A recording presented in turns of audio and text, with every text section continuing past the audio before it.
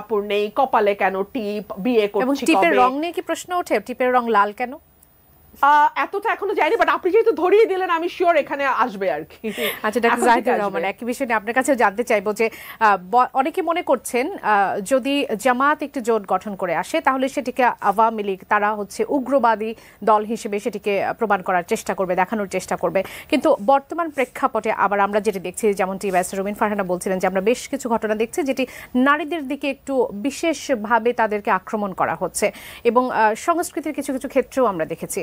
সাকরাইন উৎসবকে আমরা এবার হতে দেখিনি, এরকম অনেকগুলো উদাহরণ দিতে পারি। আপনার কাছে কি মনে হয় যে এরকম কোনো কিছু হতে যাচ্ছে কিনা? উগ্রবাদ কি এর মাধ্যমে মাথাচাড়া দিতে পারে কিনা, বা সেরকম সিমটম দেখতে পাচ্ছে কিনা সমাজে এখন?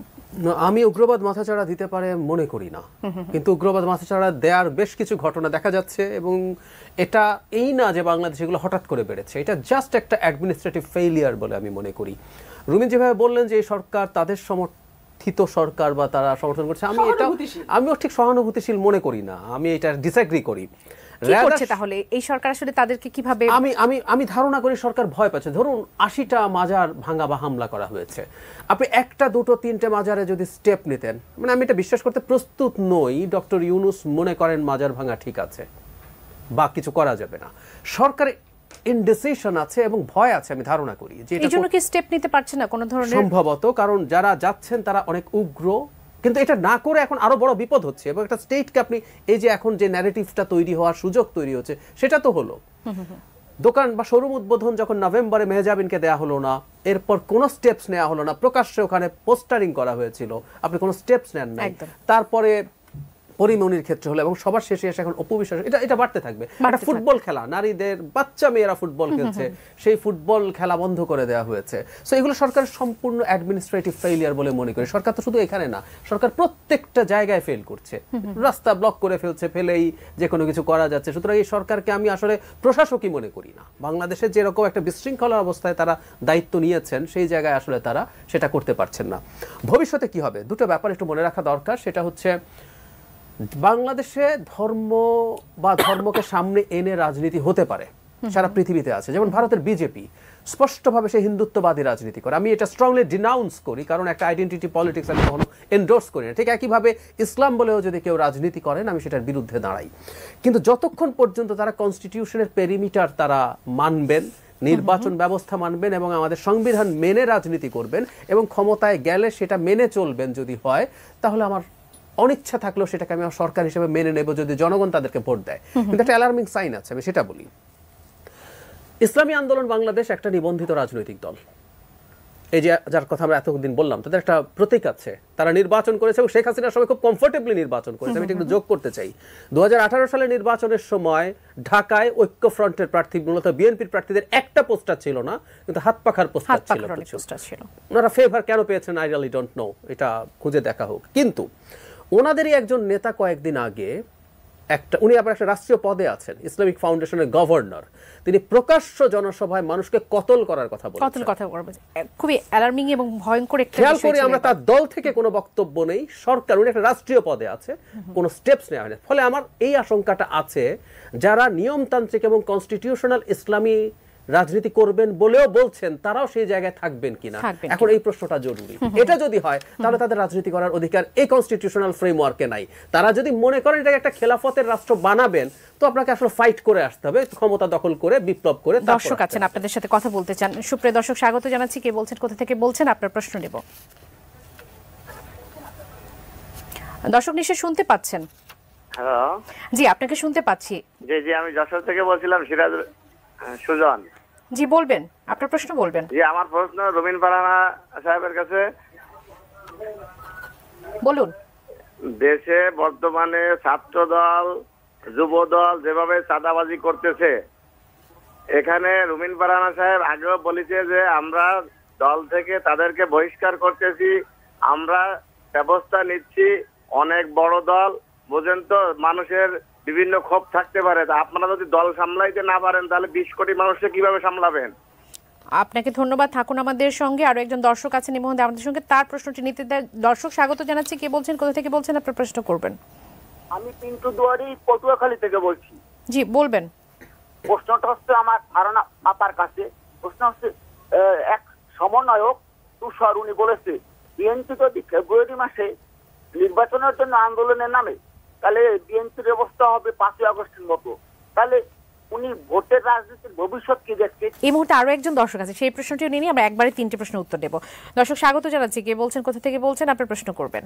আমার নাম মোহাম্মদ রাইহান, আমি ঠাকুরগাঁ থেকে বলতেছিলাম। আমার প্রশ্ন হচ্ছে রুমিন ফারহানার কাছে। জি, আমার প্রশ্ন হচ্ছে ছাত্রগুলোতে নতুন রাজনৈতিক দল তৈরি করতেছে এবং মির্জা ফখরুলের কথার পরিপ্রেক্ষিতে তারা যে বড় বড় কথা বলতেছে, ওদের কথার কাছে মির্জা ফখরুল মনে হয় ওদের কাছে দুধের বাচ্চা, আর ওরাই বড় বর্ষিয়ান রাজনীতিবিদ। দেশটাকে ওরাই স্বাধীন করছে না, আমরাও ছিলাম। তাদের কথাগুলো আমার পছন্দ লাগতেছে না, এক কথাই। জি ধন্যবাদ, থাকুন আমাদের সঙ্গে। ব্যারিস্টার রুমিন ফারহানা, আপনার কাছে 3টে প্রশ্ন এসেছে। যশোর থেকে সুজন বলছিলেন যে ছাত্রদল যেভাবে চাঁদাবাজি করছে, আপনি এর আগে শোতে এসে বলেছেন ছাত্রদল যুবদল দুটির কথাই বলেছেন, ব্যবস্থা নিচ্ছেন আপনারা, কিন্তু তারপরেও সেটা আসলে থামছে না, সেটাকে কন্ট্রোল করা যাচ্ছে না। তাহলে 20 কোটি মানুষকে আসলে আপনারা ক্ষমতায় গেলে কিভাবে কন্ট্রোল করবেন? জি, প্রথম উত্তরটা হচ্ছে আমরা এখনো ক্ষমতায় আসিনি, সুতরাং এদের বিরুদ্ধে ফৌজদারি কার্যবিধিতে যে ব্যবস্থা নেওয়ার কথা এটা এই মুহূর্তে বিএনপির পক্ষে সম্ভব নয়। কিন্তু এই মুহূর্তে সরকার আছে বাংলাদেশে, বিএনপি নাই কিন্তু একটি সরকার আছে। সো এই সরকারের দায়িত্ব বর্তায় যে বিএনপি বলে না, আওয়ামী লীগ বলে না, জাতীয় পার্টি, জামাত এই বিচারে না, এই ধরনের ফৌজদারি অপরাধের সঙ্গে যেই যেখানে যেভাবে যুক্ত তাকে দেশের আইন অনুযায়ী তার বিরুদ্ধে ব্যবস্থা নেওয়া। 2 হচ্ছে বিএনপি যেহেতু ক্ষমতায় নাই কিন্তু দলের দায়িত্বে আছে, সো বিএনপির হাতে সর্বোচ্চ ক্ষমতা হচ্ছে বহিষ্কার করা। এই ক্ষমতাটি বিএনপি প্রয়োগ করছে কিনা সেটা আমাদের দেখতে হবে। হ্যাঁ, মোস্ট ঘটনাতে আমরা দেখেছি বিএনপি বহিষ্কার করেছে, পদ স্থগিত করেছে, শো কজ করেছে, অর্থাৎ বিএনপির হাতে সাংগঠনিক যেই পদক্ষেপ নেওয়া সম্ভব সেই পদক্ষেপগুলো বিএনপি নিয়েছে। 3 হচ্ছে বিএনপির টপ মোস্ট যিনি দায়িত্বে আছেন তিনি তার বক্তব্যে বিষয়টি অ্যাড্রেস করছেন কিনা। আমরা কিন্তু জনাব তারেক রহমান যখনই বক্তব্য দেন আমরা কিন্তু লক্ষ্য করি যে উনি এই ধরনের প্রবলেমগুলোর কথা নিজে থেকেই বলেন এবং বারবার ইসলাম আলমগীরের মতন বর্ষিয়ান এবং সর্বজন শ্রদ্ধেয় একজন রাজনৈতিক ব্যক্তিত্বের সঙ্গে কথার লড়াইয়ে চলে যাচ্ছেন, যেটা আসলে সাধারণ মানুষ ভালোভাবে নিচ্ছে না। 3 শেষে তো আপনি মানুষের জন্য পলিটিক্সটা করছেন, মানুষের কাছে পলিটিক্সটা নিতে চাচ্ছেন এবং মানুষের সমর্থন আপনার প্রতি আদায় করতে চাচ্ছেন। এভাবে কথা বলে বা এই ধরনের হুমকি দিয়ে না আপনি মানুষের কাছে যেতে পারবেন না, মানুষ থেকে আপনার বিচ্ছিন্নতা বাড়তেই থাকবে। আর 5ই আগস্টের কথা যদি বলেন তাহলে আমি খুবই বিনীতভাবে এটুকুই বলবো যে রাজনৈতিক প্রজ্ঞা এবং বাংলায় আক্কেল একটু ব্যবহার করলে ভালো হয়। ডাক্তার জাহিদুর রহমান, আপনার কাছে আসি। যেহেতু ছাত্র নেতৃত্ব নিয়ে কথা হচ্ছিল, এখন সামনে নির্বাচনকে কেন্দ্র করে যে প্রশ্নটি আসছে যে প্রতিযোগী কে কার হতে যাচ্ছে, বিএনপি নিশ্চিতভাবে একটি ভালো পজিশনে আছে, এরপর আমরা ইসলামিক দলগুলোর একটা জোটের কথা বলছি, বাম জোটের কথা বলছি, সেই সাথে বিশেষ গুরুত্ব পাচ্ছে যে ছাত্র নেতৃত্বে একটি নতুন দল আসতে যাচ্ছে। কে কার সাথে আসলে প্রতিযোগিতা করতে যাচ্ছে বলে মনে হয়? ছাত্র নেতৃত্বের জোটটি আসলে কিরকম হতে যাচ্ছে, দলটি কেমন হতে যাচ্ছে?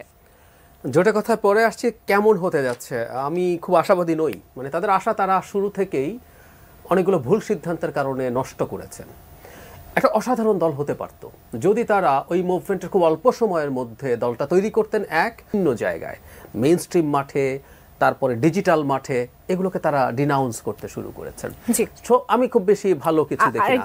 পরের যে অংশটা জোট, আমি আসছে যেটা বলছিলেন যে ছাত্রদের সাথে এখন বিএনপির যে ধরনের চাপানুতর হচ্ছে তাতে এটা বলতে মনে হতে পারে যে তারাও কি বিরোধী দলে দাঁড়িয়ে গেল। আমি আবার এখানে একটা খুব কিউরিয়াস ফেসবুক স্ট্যাটাসের কথা বলছি। ডক্টর আসিফ নজরুল এরকম একটা স্ট্যাটাসের মধ্যে দুই পক্ষকে, বিশেষ করে মির্জা ফখরুল ইসলাম আলমগীরের বক্তব্যের পর মিস্টার নাহিদ ইসলাম যেভাবে রিয়্যাক্ট করেছেন তার জায়গায়, উনি একটা জায়গায় বলছেন যে বিএনপির সাথে জোটবদ্ধ হয়ে নির্বাচনে যাওয়ার ব্যাপারটাকে তারা বাতিলও করে দিচ্ছেন না। তার মানে আমি মনে করি যে সামনে এই একটা প্রবাবিলিটিও আছে যদি ইসলামিক ফোর্সগুলো একদিকে থাকে তারা হু নোজ তারা বিএনপির সাথে ইয়ে করবেন। এবং এই ধরনের যে আলাপগুলো আমরা দেখছি এগুলো এখনো নির্বাচন আরো কমপক্ষে 1 বছর দূরে আছে। সো এর মধ্যে আমরা অনেক পরিবর্তন আসলে আসতে পারে। ব্যারিস্টার রুমিন ফারহানা, সংস্কার প্রস্তাব অনুযায়ী যদি সংসদে উচ্চ কক্ষ হয়, সেখানে যদি সংখ্যানুপাতিক ভাবে আসলে নেতা নির্বাচিত হয় তাহলে ইসলামিক দলগুলোর যে প্রতিনিধিত্ব সেটি আসলে নিশ্চিত হবে। আপনার কাছে কি এরকম মনে হয় যে সেরকম কিছু হতে যাচ্ছে? না, দেখুন, সংসদে নিম্নকক্ষে যারাই নির্বাচিত হয়ে আসবে